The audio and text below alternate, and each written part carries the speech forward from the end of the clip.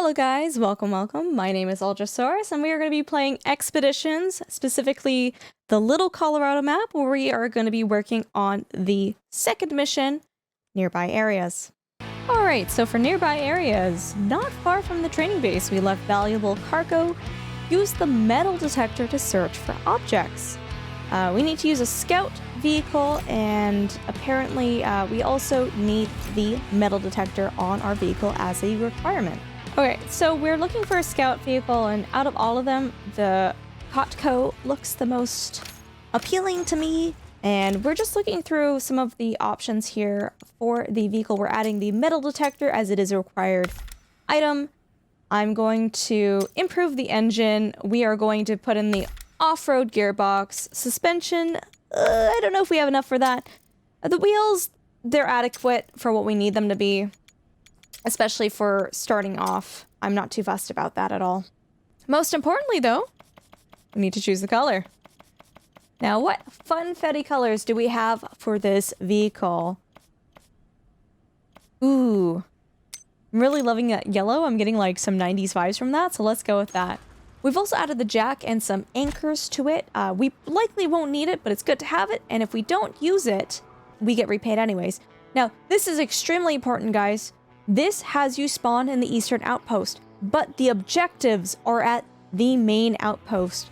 So make sure before you start, and this was a mistake that I made myself too, you select, don't start the expedition, select the outpost, go to the field operations base and select that. That'll save you at least 15 minutes of gameplay right there. I'm not sure if it intentionally spawns you there or if that's a bug at this moment in time. But just, the objectives are at the field base, so. Anyways, we gotta find upgrades, items, and resources in 3 different areas. Red equals resources, blue equals items, and green equals upgrades. And so what we're gonna do is we're gonna look at the map, we're gonna look at where we need to go, and we need to look at, for each zone that we need to go to, what color corresponds with it, just to save us a little bit of time. So the bottommost one is the red signal, followed by the blue, and then the green signal. Off we go, and we already have our all-wheel drive on because we don't need to be fuel conservative right now. This Scout, I found, at least with the tires that I have on it right now, it was pretty viable, pretty good. I didn't feel like it was too tippy. Now, what it doesn't really tell you is absolutely you can use the metal detector to sense and see where these objects are, and it'll show you a color in the ground to tell you where they are. But all you need to do is, do you see where that airdrop is? All you need to do is you need to go to that objective, and as soon as you reach it, the mission objective is complete. You do not technically need to use the metal detector in order to beat this mission. And I feel like the fact that it asks you to use the metal detector is a little misleading because, at least for me, it made me feel like you were searching for an item that wasn't visible in the game. But essentially, you are looking for these airdrops slash upgrade areas, which are actually absolutely very visible to you. As soon as I'm driving up here, that just showed up right there.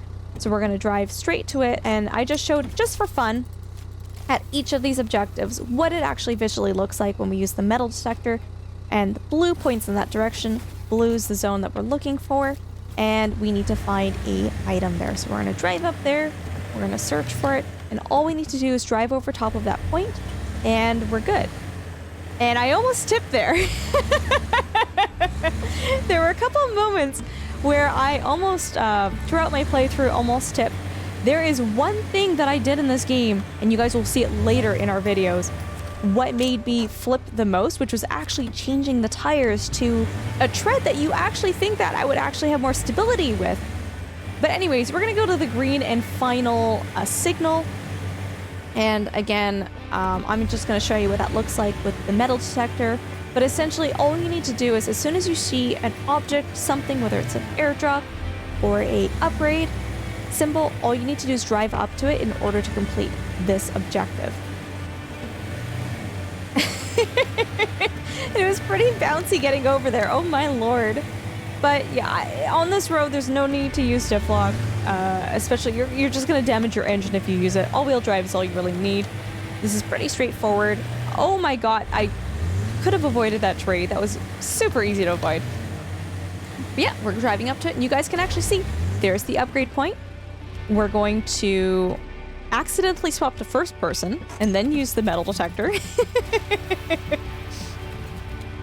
And it doesn't show up as green there. I don't think we're close enough for it to show up as green, from what I understand. But we're going to drive up to it, and it's going to complete the objectives. But hold on to your butts, because this is really important information, guys. So we've completed the mission. We can finish it, but do not go back to headquarters. Press B to continue if you're using a controller, because that is an upgrade point. That is something that is going to upgrade our vehicles, and we want to make sure that we get that. So do make sure you get the upgrade before you go back to headquarters.